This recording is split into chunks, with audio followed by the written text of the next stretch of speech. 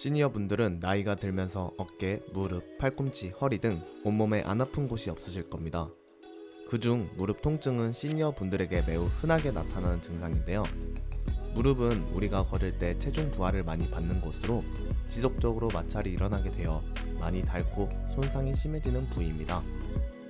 또한 이 고통은 젊었을 때 무릎을 많이 사용하셨거나 부상을 잘 치료하지 않고 오랜 시간을 보낸 시니어분들에게는 더욱 많은 고통이 따를 것입니다. 무릎 통증은 무릎 연골연화증, 흰다리, 퇴행성 관절염 등 다양한 원인으로 인해 나타납니다. 하지만 만약 연세가 있으신 우리의 부모님들이 무릎을 사용하실 때 평소에는 멀쩡하시다가 갑자기 국소적인 통증 또는 시큰거리는 증상이 나타나신다면 무릎 퇴행성 관절염을 의심해 보셔야 합니다.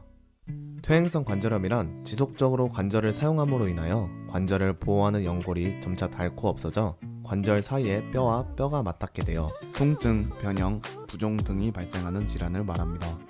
특히 무릎 연골은 내측과 외측 두 개가 있는데 대부분 무릎 안쪽으로 체중을 싣고 걷기 때문에 내측 연골 손상이 먼저 오게 되면서 무릎 안쪽이 퇴행성 관절염이 먼저 진행됩니다.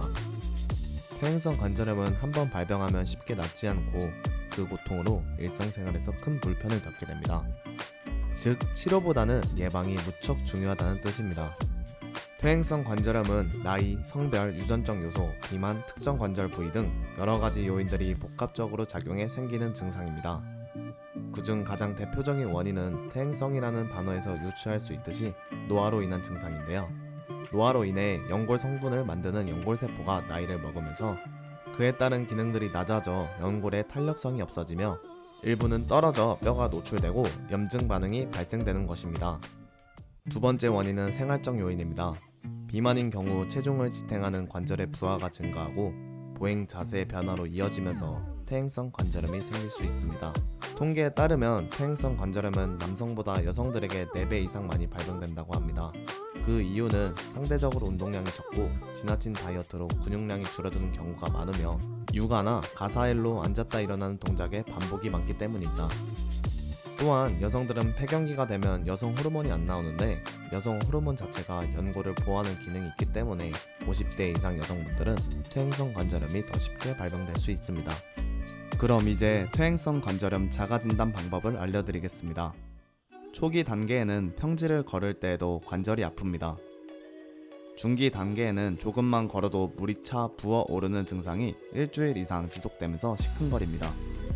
말기 단계에는 무릎 안쪽에 무엇인가 끼어 있는 듯한 이물감이 느껴지고 손으로 만지면 아프면서 무릎을 완전하게 펴거나 굽힐 수 없습니다. 보통 우리나라 사람들은 어딘가 아픈 부위가 있다면 그 부위에 파스를 붙이거나 찜질을 하면 상태가 좋아진다고 알고 있습니다. 하지만 이러한 행위는 잠깐의 아픔을 줄이는 데에는 도움이 될 수 있으나 근본적으로 증상을 치료하기는 역부족입니다. 대신 우리는 체중 조절과 무릎에 안 좋은 평소 습관을 고치는 것, 그리고 무릎 부위의 간단한 운동을 통해서 퇴행성 관절염을 미리 예방하거나 초기 단계에 질병을 잡을 수 있어야 합니다. 무릎 부위에 간단한 운동을 해야 하는 이유는 관절 주변의 인대, 근육 등의 주변 조직을 강화해서 연골에 가해지는 부하를 줄여주기 위함입니다. 체중 조절은 아마 많은 분들이 알고 있으시며 그 방법은 매우 다양하기 때문에 나중에 따로 다루어 보도록 하겠습니다.